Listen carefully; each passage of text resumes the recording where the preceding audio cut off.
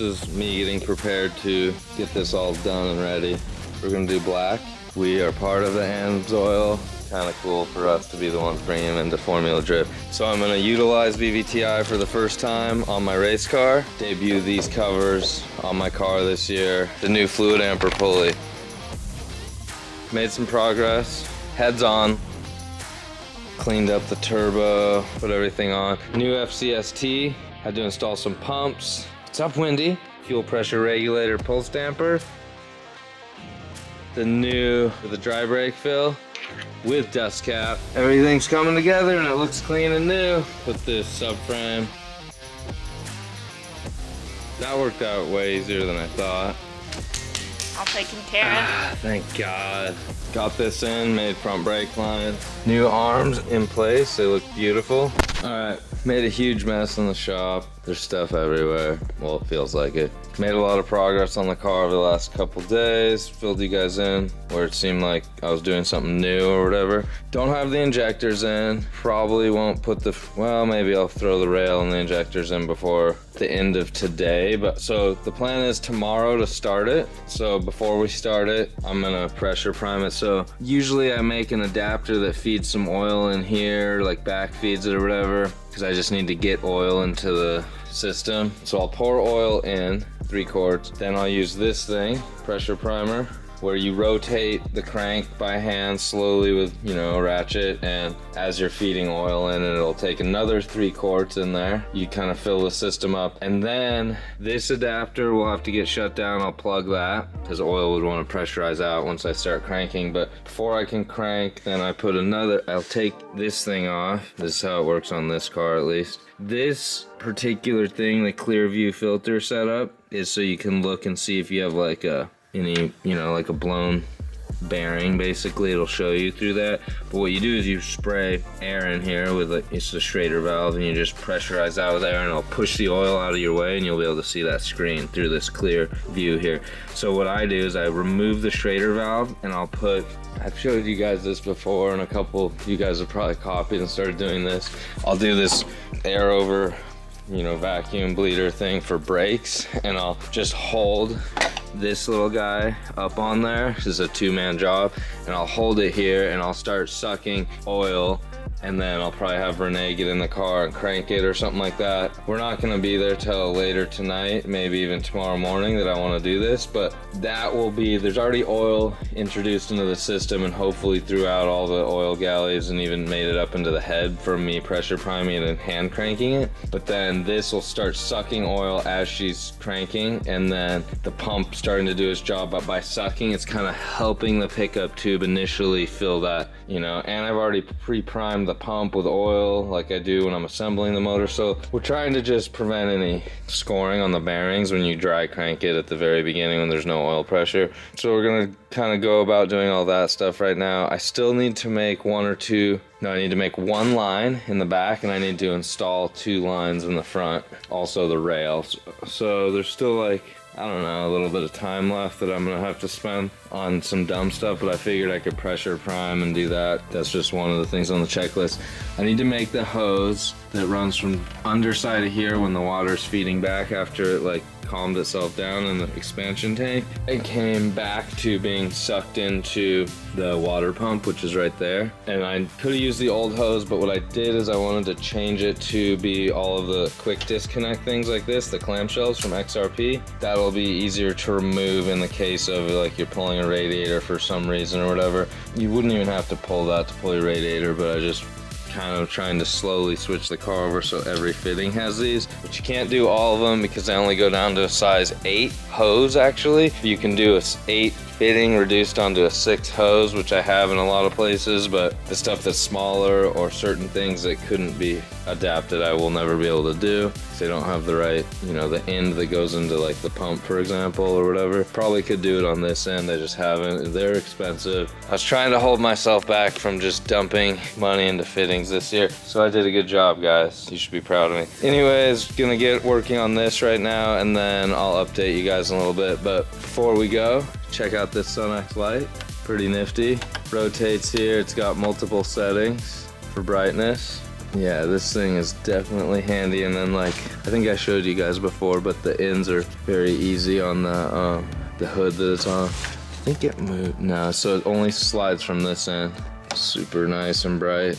Makes it a big difference from when you don't have it to when you do have it. Okay guys, so quick rundown. I got this piece of crap cover on here just for timing purposes. I'll put the carbon ones on. I think they're gonna be here tomorrow or Friday. Got a timing light. We got, let me hook this up. I guess it should have been hooked up. Coil pack number 1.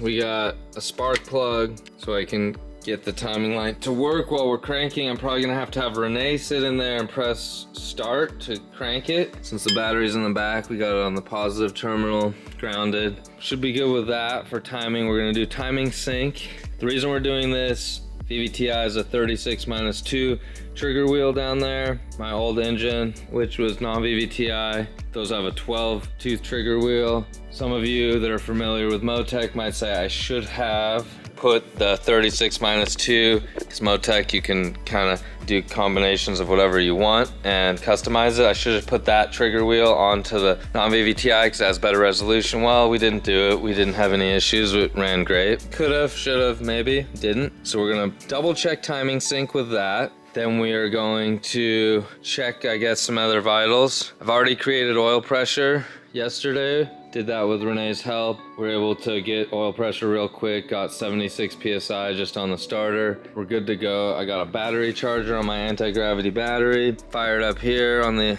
ignition's not on, but I mean, the ECU is hot. We have splash top, which is similar to Team Viewer.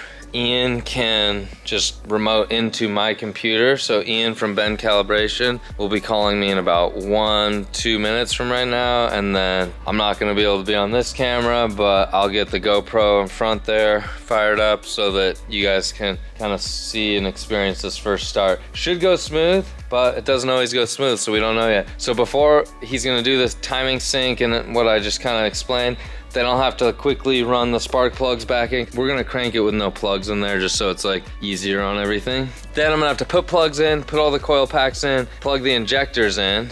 I don't know how fast Ian will do this. Maybe this will be a long night, I don't know. It's 6 o'clock. He's over in West Coast, so it's only 3 o'clock. So should only take an hour, but I'm ready on my side. We're ready to go. Let's hope for the best and maybe we'll have this fired up in like an hour, hour and a half from right now. Good luck, buddy. You got this. I'm ready, if you're ready.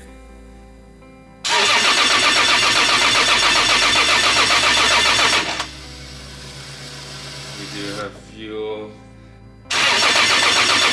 It's at 40. Oh, wait. Everyone calm down. The injectors are not plugged in. So are we ready to fire it? Because it will fire when these get plugged in. I had these undone because I didn't want to flood it. I just didn't want to. All right, it's gonna fire. Are we clear to go?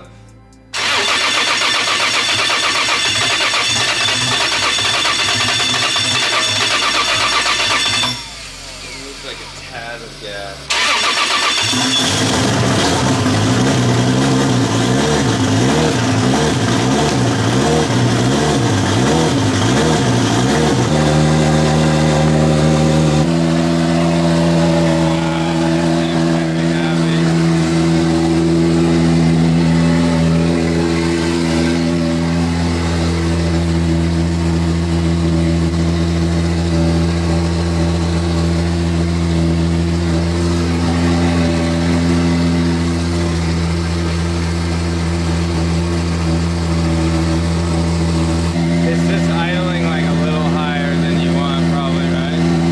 Fired it up, everything's working good, except I don't like when you go to start it, it's asking you for like a dab of throttle and then it idles perfectly. We shouldn't have that. There's something, Ian will make a change, duty cycle or whatever on, I guess, while cranking duty cycle, but I don't get why that would change, and he probably thinks the same thing. I'm thinking, why would that change on this 3.4 with this head versus that 3.4 with that head? Like the ports are identical. That part's weird to me, but he'll have to make an adjustment so that you can just and fire it up without, like, we don't need to be touching the gas pedal. It has an idle air control valve. It shouldn't need, no. Okay, it's cool, everything works. started to get a little warm. We got to 189. I know that's not warm. 189 is warmer than it should be though. The fans weren't going very hard because I remembered that since I'm waiting for the carbon covers, I know I'm gonna have to take this fluid amper off. I didn't have an alternator belt, so we're running on battery, and we kept making changes. We ended up running for like 10 minutes. Anyways, excited, it's running. Good job, everyone. Okay, more to come soon. What's up, everyone? Welcome back. We drove the car. We got our first start. You guys were there for that. We drove the car not too long ago. Even put the doors on.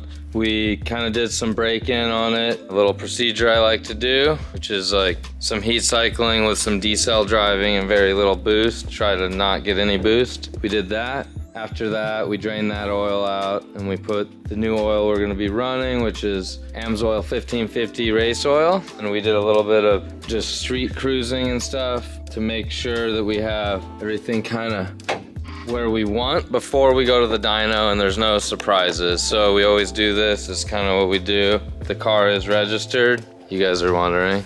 There's a plate and insurance. But we're just right here by the shop. We're not in a populated area here, and we just drove it like a little bit. Did that, then I've been like kind of every time putting it back on the lift and checking for what might get loose or what might be leaking, because you're just trying to find out everything before you show up at the dyno and waste your time and your money and all your day, because it's not a close drive. Now that I moved here to Florida, I kind of got to drive a little bit to get to the dyno. Couple little things like that I want to double check, you know, with Ian as well, my tuner. So far so good though. Yeah, nothing bad yet. I don't think anything bad will happen. We've done this too many times, but we're just trying to like slowly dial it in. So I'll keep you guys updated, and then if all goes as planned, on Friday, which is in a couple days, we're gonna be going to the dyno, and then we'll go from there and see if we can make some power. All right, we had some issues with the car. We had a little bit of ignition breakup. Not quite sure exactly what it is, because I did what you're not supposed to do, and you change like 3 or 4 things at once, and it went away. So we thought it was spark plugs one time, put fresh plugs, and it did a clean hit, and then we're like, that's good. But then I did it again, broke up. So then we put different coil packs, wasn't that. Then I went through like anything. So ended up putting a new O2 sensor. I checked every wire on the coil pack harness, checks out perfect. I put the old coil packs back in. I switched the injectors. Like these injectors had just got sent back and refreshed and rebuilt, and then I don't know. I don't think it was that, so I did the injectors, a O2 sensor, switched the coil packs, lowered the gap on the spark plug, which why would I have to do that if 4 years in a row I'm running the same gap? So, and then I checked every ground on the car. It's like, it's the ground. It's not the ground. So something weird, doesn't make sense to any of us yet. Anyways, it all checks out. I'm under the car right now doing a nut and bolt check, seeing if I find anything awkward or weird that I don't like. Putting a wrench on most of the bolts, seeing if I can tighten anything up. So far, nothing. We are gonna head to the dyno in the morning. So got the trailer pulled out, I guess, a little bit and like opened up.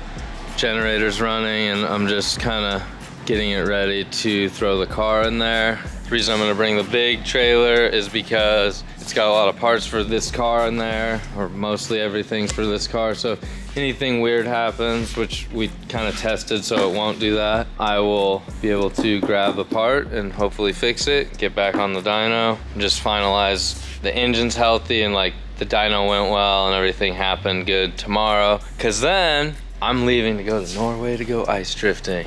Yeah.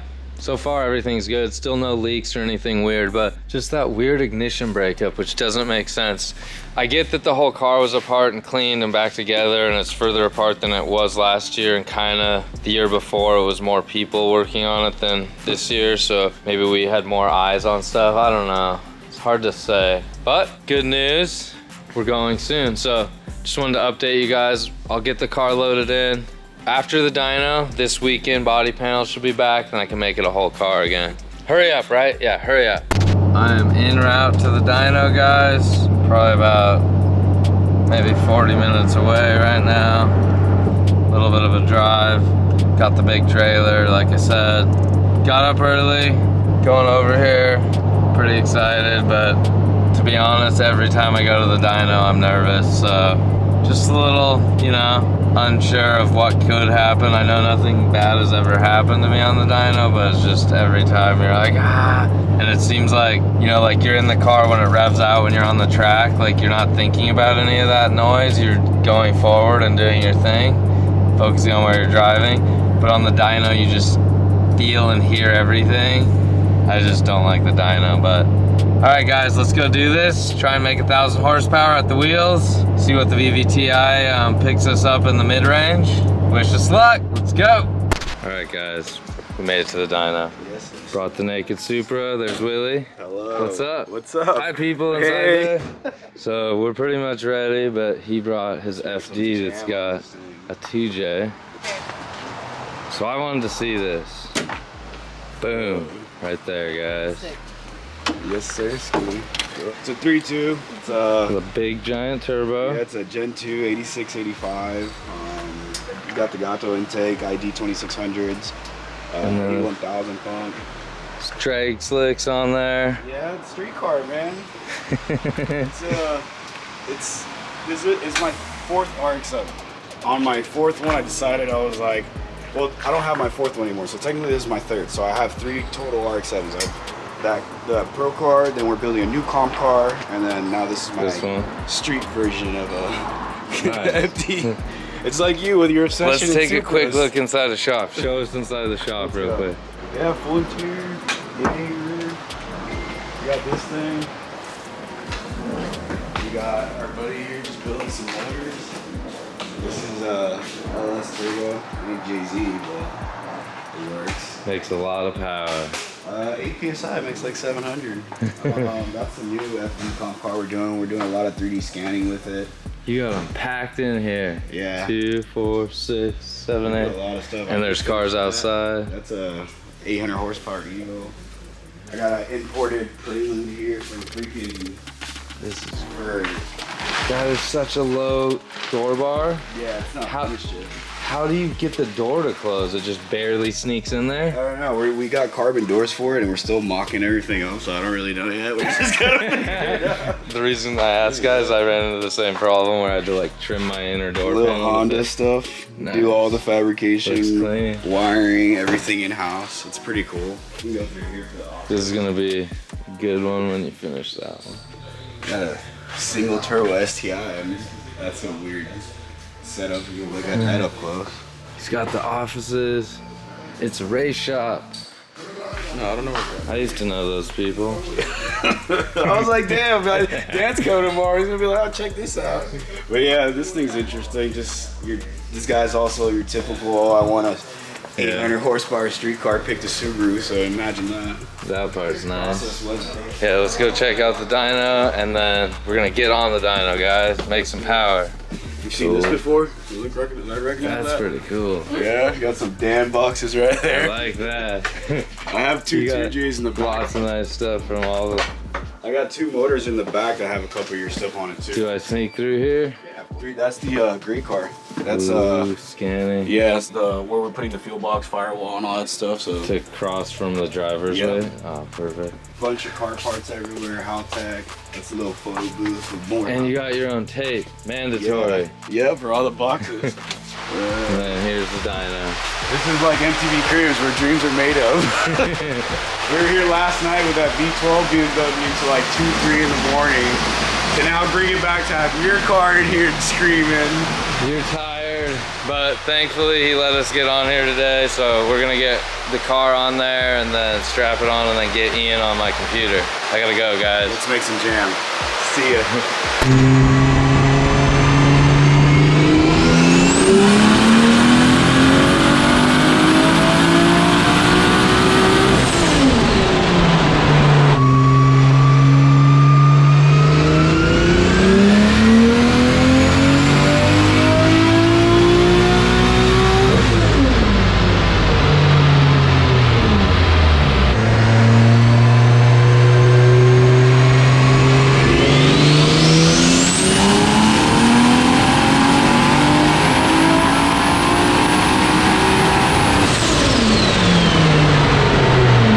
Alright guys, got it on the dyno. Did about 5 pulls, 4 pulls I think.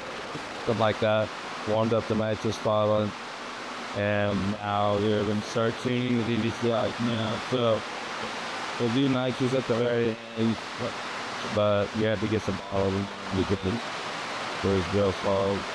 Top way now, just out with bottom bottle. And the new radiant fuel system's working great. Everything new that we tried is working good, and we're happy. We're making similar power that we did last year, but a lot more torque in mid-range.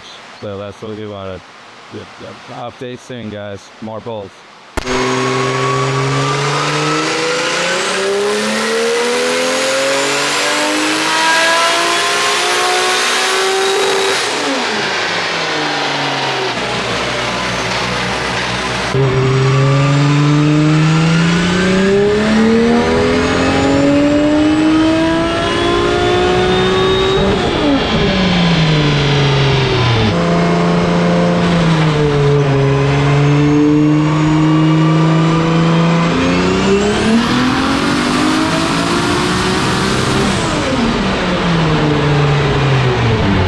Alright guys, all good over here. We're 2/3 done.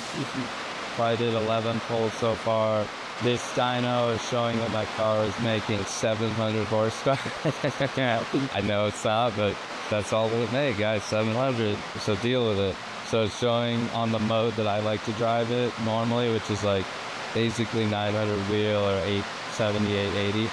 Showing that I'm making, depends which dyno you're on, they're always around plus 30 horsepower difference. This one is like 150 difference, basically. Okay, so I'm on the phone with the at the same time as my question about fuel pressure regulator. Holding it stiffly, just analyzing everything.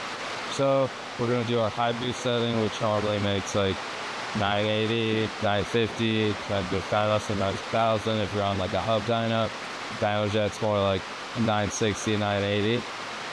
But we're on a Mustang, and we might not have the settings perfect because seems way low, but it sounds like the same horsepower. So, and I mean, I drove it yesterday, it felt like the same horsepower. So all good so far. So let's see if we can make some more power.